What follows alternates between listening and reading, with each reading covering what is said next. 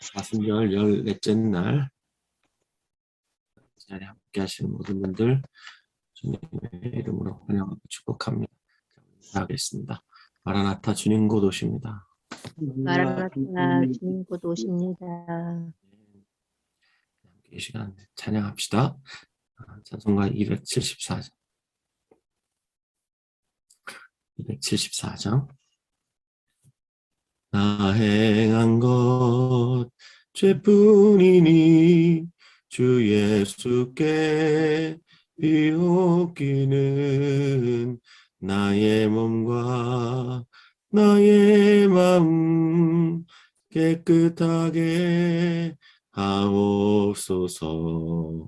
물 가지고 날 씻든지 물 가지고 태우든지 내 안과 박 다 닦으사 내 모든 죄 멸하소서.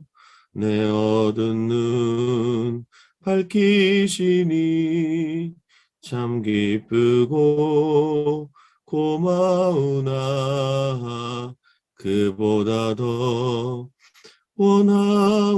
원하오니 정결한 마음 주옵소서.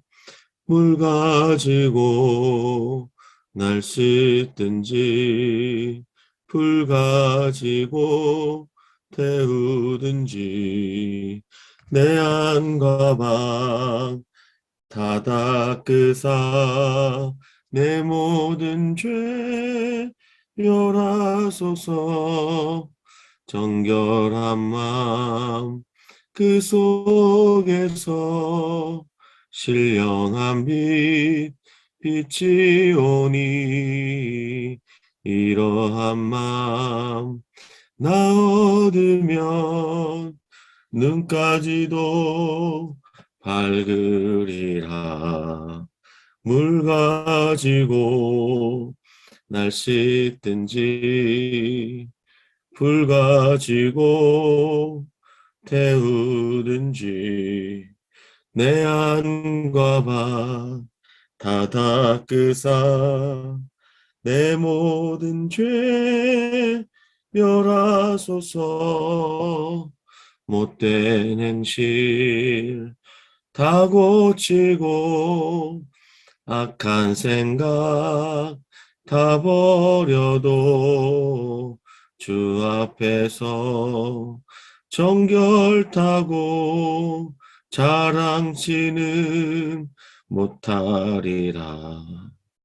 물 가지고 날 씻든지 물 가지고 태우든지 내 안과 방 다 닦으사 내 모든 죄 멸하소서. 네, 기도합시다. 주님, 항상 주 앞에 설 때마다 용서하시는 하나님 앞에 참 부끄러운 모습들밖에 보이지 않을 때가 많습니다. 사랑하는 주님, 하나님 앞에서 값없이 의롭다함을 얻은 우리의 인생, 주님 참으로 감사합니다. 이 시간 사순절 14일째 아침에 주님 앞으로 나아갑니다. 주님께서 이 시간 말씀을 열어주시고 이 말씀을 우리의 마음판에 새겨주시고 이 말씀에 이끌려 주님 우리 평생 값지게 참으로 존귀하게 영광스럽게 살 수 있도록 인도해 주옵소서. 주님께 시간 온전히 맡겨드립니다. 예수님의 이름으로 기도하였습니다. 아멘. 이 시간에는 하나님의 마음에 합한 왕, 하나님의 마음에 맞는 왕, 와 같은 제목으로 오늘 통독할 부분을 잠시 개관하도록 하겠습니다. 자, 지금 우리는 이 사울 왕과 다윗 왕의 이야기를 관통해 가고 있는데, 이 사울 왕이 이 불신앙과 불순종으로 인해서 버림받죠. 그때 다윗이 은밀하게 기름 부음을 받습니다. 그 결과 하늘 아래 이 두 개의 태양이 떠 있는 격이 되었습니다. 그래서 두 개의 태양은 하늘 아래 있을 수 없기 때문에 둘 중에 하나의 태양은 이제 저물어야 하죠. 그래서 사울에게서 하나님의 영이 떠나서 이제 다윗에게 임하게 됩니다. 구약시대에 하나님의 영이 임했다라는 말은 하나님의 특별한 목적을 위해서 택하심을 받았다, 이런 뜻이라고 볼 수 있겠습니다. 다윗에게 하나님의 영이 임하자 다윗이 골리앗을 죽입니다.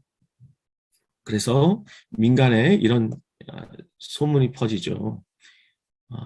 사울이 죽인 자는 천천이고 다윗이 죽인 자는 만만이다. 그래서 사울보다는 다윗이 사람들에게 훨씬 인정을 받게 됩니다. 그때 사울의 시기심이 폭발을 하죠. 그래서 다윗을 죽이려고 합니다. 다윗은 하는 수 없이 사울을 피해서 도망 다닐 수밖에 없었습니다. 결국 사울은 그 마지막을 맞이하게 되는데 이 블레셋과의 전투에서 스스로 목숨을 끊어버리죠. 이렇게 이 하늘 아래 두 개의 태양이 존재하고 있었는데 이제 하나의 태양이 없어졌습니다. 그리고 이제 드디어 다윗이 왕이 되는데 온 이스라엘이 왕이 된 것은 아닙니다. 첫 번째 그가 왕이 된 것은 유다 지파, 그러니까 남쪽이죠. 남쪽 지역에 유다 지파가 터를 잡고 있었는데 이 유다 지파의 왕이 됩니다. 이때 죽은 사울의 아들 중에 이스보셋이라는 사람이 있었는데 사울의 군대 장관 중에 아브넬이라는 사람이 있었습니다. 아브넬이 이스보셋을 왕으로 추대하죠. 그렇게 해서 이스보셋은 이스라엘 북부의 왕이 됩니다. 다시 두 개의 태양이 또 떴죠. 근데 하나님의 그 뜻은 이 다윗에게 있거든요. 그렇기 때문에 두 개의 태양은 한꺼번에 존재할 수가 없습니다. 하나는 져야 하죠. 그래서 이스보셋이 살해를 당합니다. 그리고 다윗이 온 이스라엘의 왕이 됩니다. 자, 온 이스라엘의 왕이 된 다윗, 그가 가장 먼저 한 일이 무엇이냐면 당시 여부스 족속이 살고 있던 시온 산성을 빼앗습니다. 그래서 그 성이 나중에 다윗성 예루살렘이다, 이렇게 일컬음을 받게 되죠. 자, 이렇게 시온 산성을 빼앗고 나서 거기에 왕궁을 짓습니다. 자, 이제 다윗이 한 일이 무엇이냐면 위대한 일이죠. 하나님의 궤, 언약궤를 다윗성으로 옮기는 이 다윗입니다. 그래서 이 법궤라고 하죠. 이 언약궤가 다윗성으로 들어올 때 사무엘의 6장 16절에 보면 다윗이 여호와 앞에서 뛰놀아요. 이 모습을 다윗의 아내 미갈이 보면서 조롱하죠. 어떻게 왕이 채통을 지켜야지 어떻게 그렇게 채통을 지키지 않고 춤을 출 수가 있냐. 다윗이 뭐라 그래요? 내가 뛰는 것은 여호와 앞에서 뛰는 것입니다. 나는 여호와 앞에서 뛰놀 것입니다. 이러면서 전혀 부끄러워하지 않습니다. 이렇게 하나님의 궤를 다윗성으로 옮긴 후에 이제 다윗의 마음이 이제 굉장히 흡족했어요. 그런데 어느 순간부터 다윗의 마음이 막 불편한 거예요. 왜냐하면 하나님이 언약궤를 어디에다 보관해 놨냐? 천막에다가 보관해 놨어요. 성막이라고 하죠. 이 천막 안에다가 하나님 언약궤, 즉 하나님의 보좌를 상징하는 언약궤가 지금 천막 안에 있습니다. 이게 불편한 겁니다. 양심에 거리끼는 겁니다. 그래서 성전을 건축하고 싶은 열망이 그 안에서 막 불타오르기 시작했습니다. 여러분, 이 마음 굉장히 갸륵한 마음이죠. 얼마나 하나님을 생각하는 마음이 큽니까? 그런데 하나님이 거절하십니다. 성전을 건축하겠다는 다윗의 이 갸륵한 마음을 주님께서 받아주시지 않습니다. 대신에 그와 언약을 맺으시죠. 그것이 바로 사무엘하 7장인데 오늘 우리가 통독해 볼 겁니다. 자, 거절하시면서 다윗과 언약을 맺으셨는데 그 언약의 핵심이 바로 사무엘하 7장에 나옵니다. 자, 몇 구절 보죠. 왕이 선지자 나단에게 이르되 볼지어다 나는 백향목 궁에 살거늘 하나님의 궤는 휘장 가운데 있도다. 이게 다윗의 이 착한 마음입니다. 갸륵한 마음입니다. 그런데 하나님이 이 마음을 거절하시죠. 그러면서 7장 12절 13절 이렇게 말씀합니다. 이 수완이 차서 내 조상들과 함께 누울 때 내가 너의 몸에서 날 내 씨를 내 뒤에 세워서 그의 나라를 견고하게 하겠다. 그러면서 이것을 약속하죠. 그는 내 이름을 위하여 집을 건축할 것이다. 그가 누군가요? 1차적으로는 그 아들 솔로몬이죠. 그렇죠? 솔로몬이 집을 건축할 것이다. 성전 건축은 네 아들 솔로몬이 할 거야. 이렇게 말씀하죠. 그리고 나는 그의 왕위를 영원히 견고하게 할 것이다. 이렇게 말씀합니다. 그러면서 사무엘하 7장 16절에서 이 다윗 언약 전체를 갈무리하면서 이렇게 말씀하십니다. 네 집과 네 나라가 내 앞에서 영원히 보존되고 내 왕위가 영원히 견고하리라. 이렇게 말씀합니다. 너의 집이 무엇이냐면 다윗 왕조를 가리킵니다. 너의 왕조를 그리고 너의 나라를 내 앞에서 영원히 내가 보존해 줄게. 그리고 너의 왕위가 영원히 견고할 거야. 이렇게 주님께서 약속해 주십니다. 이게 다윗 언약입니다, 여러분. 다윗 언약의 핵심은 사무엘하 7장 16절에 잘 나타나 있습니다. 자, 다윗의 마음이 굉장히 갸륵했죠. 제가 하나님의 집을 지어드리고 싶습니다. 근데 하나님은 아니야. 네가 내 집을 지을 게 아니라 내가 너의 집을 지을 거야. 다윗 왕조. 내가 너의 집을 너의 가문을 내가 지을 거야. 너를 왕조로 만들어 줄게. 이렇게 말하는 거죠. 여러분 왕조가 뭐예요? 김 씨가 계속해서 왕위를 이어가는 걸 왕조라고 해요. 김 씨가 왕이 됐다가 박 씨가 왕이 됐다가 이 씨가 왕이 되고 이건 왕조가 아니에요. 이 이야기는 이 왕조를 허락하시겠다는 이야기는 다윗의 가문이 계속해서 왕위에 앉을 것이다. 이런 얘기죠. 자, 네 나라. 이 왕조와 관련이 있는 거죠. 이 다윗의 나라가 영원히 보존된다. 근데 여러분 이걸 잘 보셔야 됩니다. 다윗의 나라가 영원히 보존된다. 역사 속에서 어떻게 됐습니까? 다윗의 나라가 유다가 나중에 바벨론에 망하죠. 그렇죠? 역사 속에서는 이거 안 맞습니다. 그렇다면 영원히 보존되는 나라가 다윗의 나라는 아니라는 것을 알 수 있죠. 그렇다면 이 나라는 어떤 나라입니까? 메시아의 나라죠.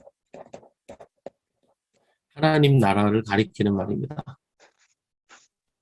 그래서 이 다윗이 하나님의 궤를 보관할 하나님의 성전을 짓겠다.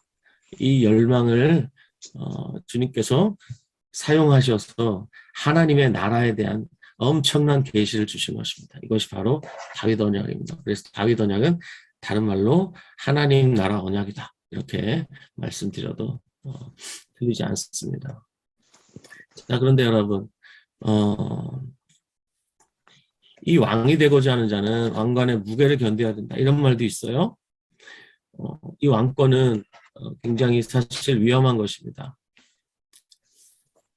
이 위험을 이미 사무엘이 경고했죠. 사무엘상 12장에서 이미 경고했습니다. 특히 왕에게는 요 세 가지 유혹이 있어요. 돈, 섹스, 권력이라는 유혹이 있는데 이 다윗이 여기에 딱 걸렸죠. 특히 요 섹스에 걸렸습니다. 이제 왕들이 전쟁할 시기가 됐는데 다윗이 전쟁터에 나가질 않습니다. 그리고 왕궁에 그대로 머물러 있었습니다. 그때 밧세바가 목욕하는 장면을 보죠. 그래서 왕의 권력을 이제 이용하여서 밧세바를 데려오게 합니다. 그리고 그녀와 간음을 하죠. 그렇게 해서 밧세바가 임신을 하게 됩니다. 자신의 죄를 덮기 위해서 다윗이 무엇을 하는가? 밧세바의 남편 우리아를 유혹을 하죠. 그리고 자기가 세운 계획대로 되지 않자 우리아를 살인 교사까지 합니다. 자, 이러고 1년을 그냥 싹 지나갔어요. 아무 일 없었다는 듯이 완전 범죄를 꿈꿨거든요. 그런데 하나님이 선지자 나단을 보내셔서 다윗을 책망하십니다. 그때 이제 다윗이 쓴 시편이 있어요. 시편 51편인데 이 시편도 조금 있다가 통독해 볼 겁니다. 자, 그렇게 해서 다윗이 범죄했는데 이 다윗의 범죄를 한번 보죠. 다윗의 범죄, 이건 십계명을 정면으로 어긴 것입니다. 자, 먼저 10번째 계명을 어기는 것으로 시작했습니다. 10번째 계명이 무엇입니까? 탐심의 계명이죠. 탐내지 말라 그랬는데 이웃의 소유인 우리아의 아내, 남의 아내를 탐냈죠. 그리고 8번째 계명을 범합니다. 그 아내를 도둑질하죠. 그리고 7번째 계명을 범합니다. 간음합니다. 그리고 6번째 계명을 범합니다. 밧세바의 남편을 살인교사하죠. 그리고 9번째 계명을 범합니다. 그 죄를 거짓으로 덮으려고 했습니다. 그리고 첫 번째 계명, 제일 중요한 계명 범하죠. 하나님을 멸시합니다. 너는 다음에 다른 신을 내게 있게 하지 말지어다 그랬는데 하나님을 업신여기고 끔찍한 죄를 범합니다.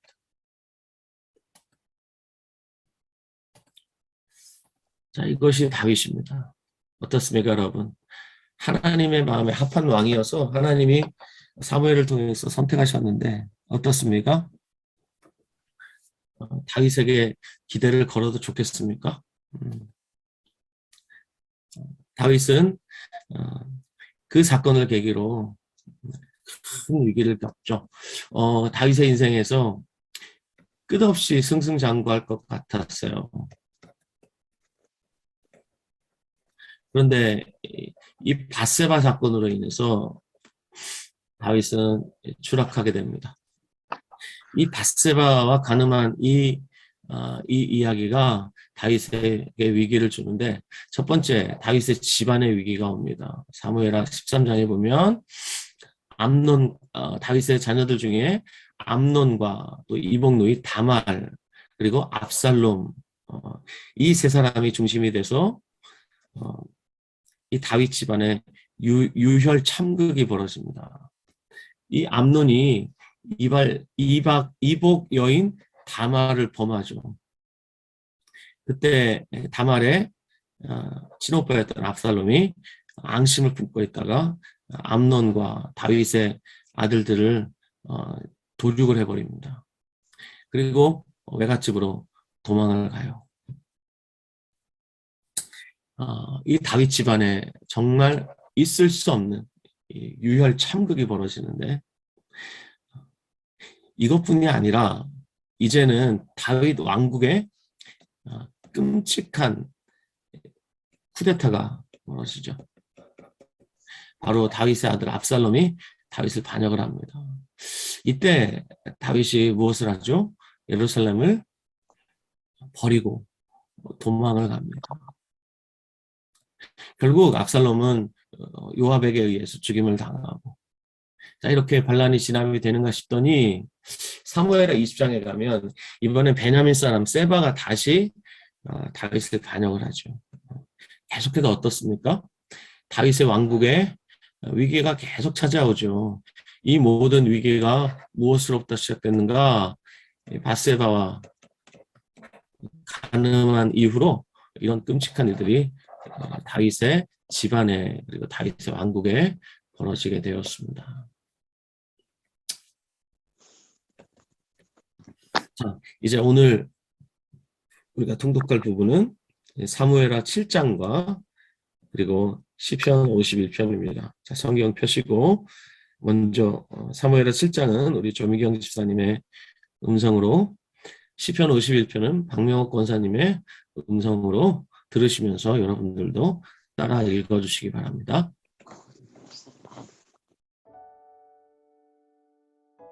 여호와께서 주의 모든 원수를 무찌르사 왕으로 궁에 평안히 살게 하신 때에 왕이 선지자 나단에게 이르되 볼지어다 나는 백향목 궁에 살거늘 하나님의 궤는 휘장 가운데 있도다. 나단이 왕께 아뢰되 여호와께서 왕과 함께 계시니 마음이 있는 모든 것을 행하소서 하니라.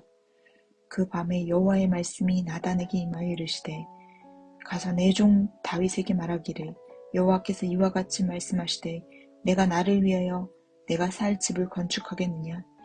내가 이스라엘 자손을 애굽에서 인도하여 내던 날부터 오늘까지 집에 살지 아니하고 장막과 성막 안에서 다녔나니 이스라엘 자손과 더불어 다니는 모든 곳에서 내가 내 백성 이스라엘을 먹이라고 명령한 이스라엘 어느 지파들 가운데 하나에게 내가 말하기를 너희가 어찌하여 나를 위하여 백향목 집을 건축하지 아니하였느냐고 말하였느냐. 그러므로 이제 내 종 다윗에게 이와 같이 말하라. 만군의 여호와께서 이와 같이 말씀하시기를 내가 너를 목장 곧 양을 따르는 데에서 데려다가 내 백성 이스라엘의 주권자로 삼고 내가 가는 모든 곳에서 내가 너와 함께 있어 내 모든 원수를 내 앞에서 멸하였은즉 땅에서 위대한 자들의 이름같이 내 이름을 위대하게 만들어주리라. 내가 또 내 백성 이스라엘을 위하여 한 곳을 정하여 그를 심고 그를 거주하게 하고 다시 옮기지 못하게 하며 악한 종류로 전과 같이 그들을 해하지 못하게 하여 전에 내가 사사에게 명령하여 내 백성 이스라엘을 다스리던 때와 같지 아니하게 하고 너를 모든 원수에게서 벗어나 편히 쉬게 하리라. 여호와가 또 내게 이르노니 여호와가 너를 위하여 집을 짓고 내 수완이 차서 내 조상들과 함께 누울 때에 내가 내 몸에서 날 내 씨를 내 뒤에 세워 그의 나라를 견고하게 하리라. 그는 내 이름을 위하여 집을 건축할 것이요 나는 그의 나라 왕위를 영원히 견고하게 하리라. 나는 그에게 아버지가 되고 그는 내게 아들이 되리니 그가 만일 죄를 범하면 내가 사람의 매와 인생의 채찍으로 징계하려니와 내가 내 앞에서 물러나게 한 사울에게서 내 은총을 빼앗은 것처럼 그에게서 빼앗지는 아니하리라. 내 집과 내 나라가 내 앞에서 영원히 보존되고 내 왕위가 영원히 견고하리라 하셨다라. 나단이 이 모든 말씀들과 이 모든 계시대로 다윗에게 말하니라. 다윗 왕이 여호와 앞에 들어가 앉아서 이르되 주 여호와여 나는 누구이오며 내 집은 무엇이기에 나를 여기까지 이르게 하셨나이까. 주 여호와여 주께서 이것을 오히려 적게 여기시고 또 종의 집에 있을 먼 장래의 일까지도 말씀하셨나이다. 주 여호와여 이것이 사람의 법이니이다. 주 여호와는 주의 종을 하시오니 다윗이 다시 주께 무슨 말씀을 하오리이까. 주의 말씀으로 말미암아 주의 뜻대로 이 모든 큰 일을 행하사 주의 종에게 알게 하셨나이다. 그런즉 주 여호와여 주는 위대하시니 이는 우리 귀로 들은 대로는 주와 같은 이가 없고 주 외에는 신이 없음이니이다. 땅의 어느 한 나라가 주의 백성 이스라엘과 같으리이까. 하나님이 가서 구속하사 자기 백성으로 삼아 주의 명성을 내시며 그들을 위하여 큰 일을 주의 땅을 위하여 두려운 일을 애국과 많은 나라들과 그의 신들에게서 구속하신 백성 앞에서 행하셨사오며 주께서 주의 백성 이스라엘을 세우사 영원히 주의 백성으로 삼으셨사오니 여호와여 주께서 그들의 하나님이 되셨나이다.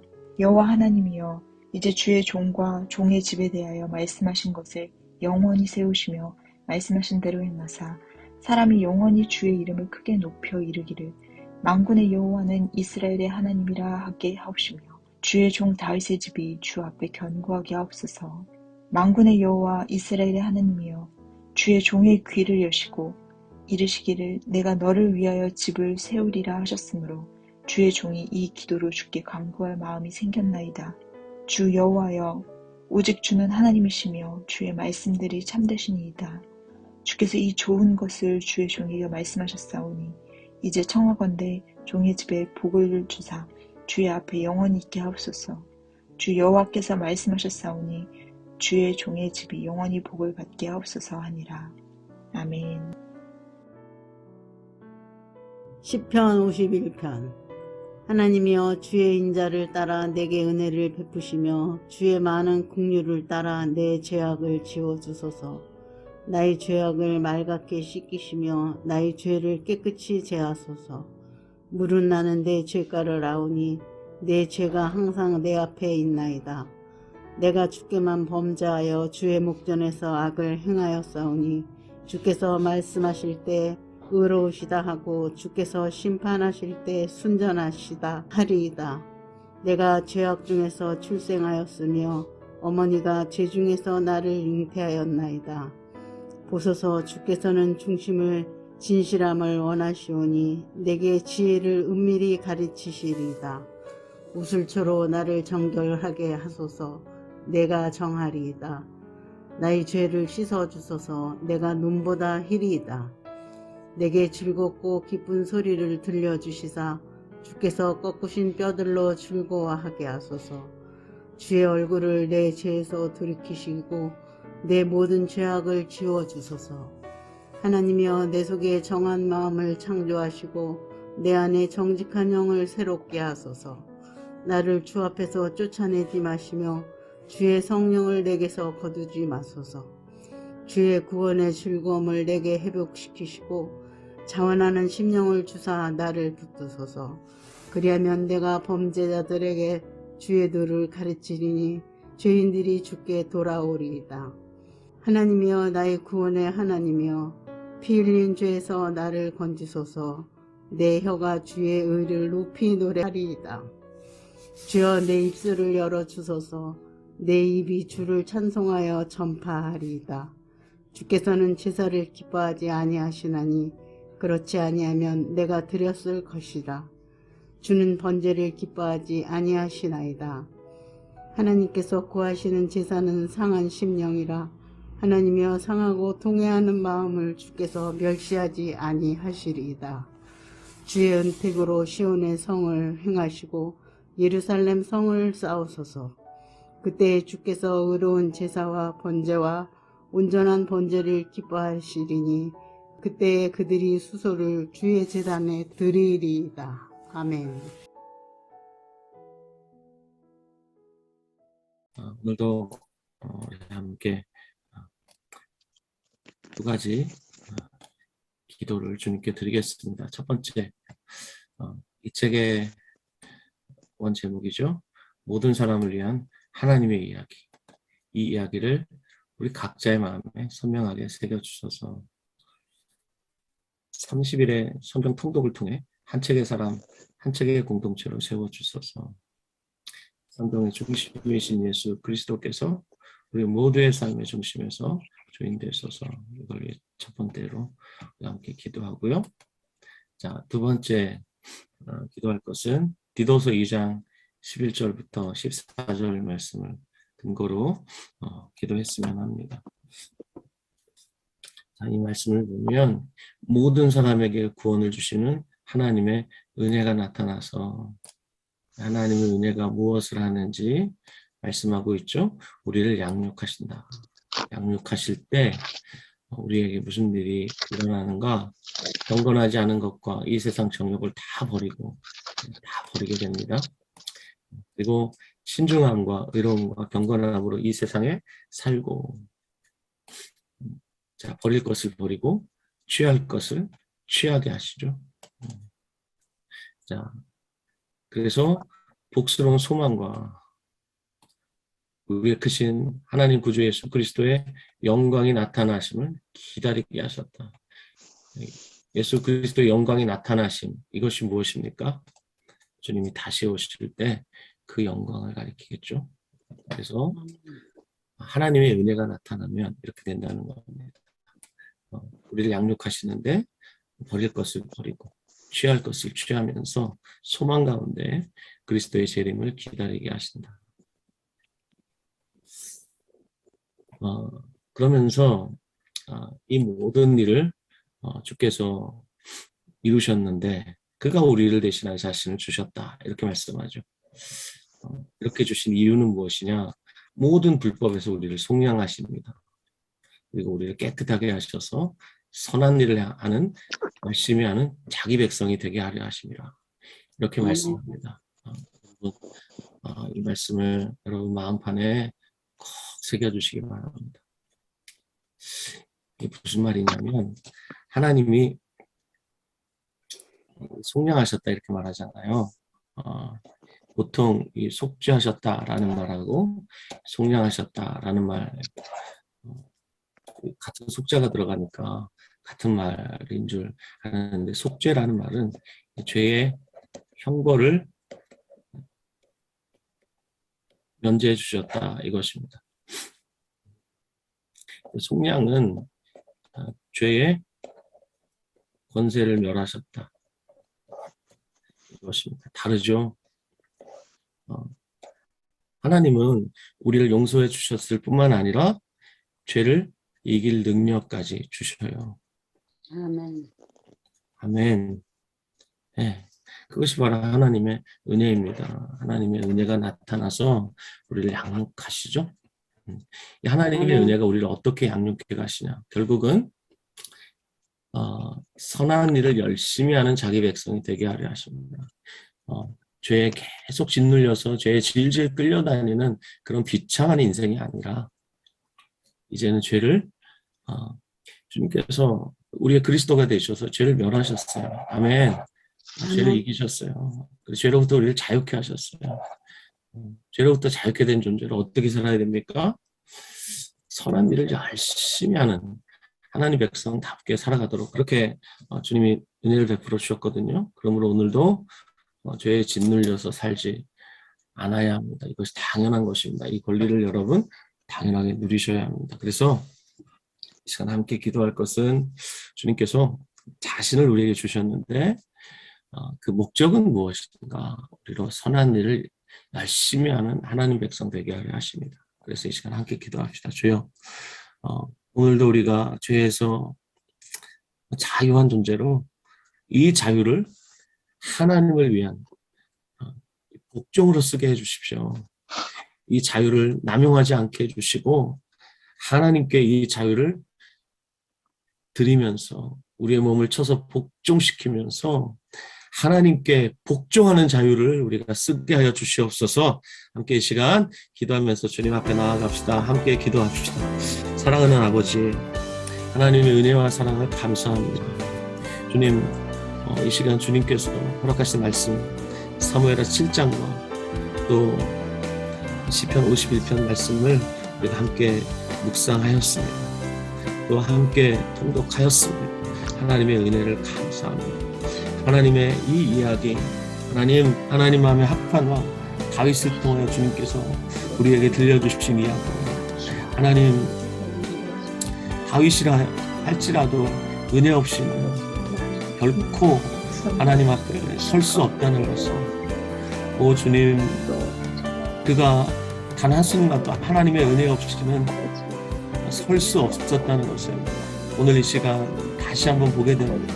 그래서 주님, 우리에게는 은혜가 너무 필요합니다. 하나님의 은혜로 우리가 한 책의 사람 되게 하여 주시고 또 한 책의 공동체 되게 하여 주시고, 성경의 중심이신 예수님께서 우리의 삶에 오늘도 중심에 계셔서 주님 왕으로 통치하여 주시고 목자 되셔서 우리를 인도하여 주시기를 소원합니다. 사랑하는 주님, 오늘도 우리의 인생 주님의 은혜 없이는 주님 우리가 경건하게 살 수 없습니다. 몸을 쳐서 복종시키며 살 수 없습니다. 오직 하나님의 은혜가 필요합니다. 주여 도와주옵소서. 주여 도와주옵소서. 주여 도와주시옵소서. 하나님의 은혜가 너무나 필요합니다. 주여 도와주옵소서. 주님 착한 일을 넘치게 하나님의 친백성 되도록 주님 죄에 자유케 하시고 자유를 주님 하나님께 복종하는 자가 될 수 있도록 사랑으로 종노릇할 수 있도록 주여 인도하여 주옵소서. 주님 의지합니다. 인도하여 주옵소서. 맡겨드립니다. 주님 예수님의 이름으로 기도하였습니다. 아멘. 소망 가운데 따라가게 하여 주옵소서. 사랑하는 주님, 오늘도 하나님의 은혜 없이는 우리가 단 한순간도 경건하게 살 수가 없습니다. 우리 몸을 쳐서 복종시키며 두렵고 떨리는 마음으로 주를 섬기려면 주님 하나님의 은혜가 꼭 필요합니다. 하나님의 은혜의 인도하심이 우리에게 꼭 필요합니다. 주님 인도하여 주옵소서. 은혜 베풀어 주시옵소서. 하나님의 마음에 합했던 왕 다윗도 하나님의 은혜 없이는 한순간에 그렇게 나락으로 떨어질 수밖에 없었습니다. 하나님 그것을 보면서 하나님의 은혜로 붙들어 주신다는 게 어떤 것인가 주님 우리의 마음에 새겨볼 수 있었습니다. 하나님 오늘 하루도 주님 붙드셔서 정말 하나님의 선하신 일을 열심히 행하는 하나님의 친백성답게 살아갈 수 있도록 주님 인도해 주시옵소서. 죄로부터 자유케 하셨는데 죄에 질질 끌려다니는 자 아니라 아무래도 주님 죄로부터 자유케 하신 이 자유를 가지고 이제는 우리의 욕망에 이끌려 그 욕망을 마음껏 발산하는 자들이 아니라 참으로 주님 하나님께 복종하는 기쁨으로 복종하는 그런 자유자가 되도록 주여 인도하여 주옵소서. 주님께 오늘 하루의 삶을 맡겨드립니다. 우리의 육신을 쳐서 복종시키며 두렵고 떨림으로 오늘 하루 살아갈 수 있도록 주님 인도하여 주옵소서. 예수님의 이름으로 기도하였습니다. 아멘. 주님께 영광 돌려드립니다. 네.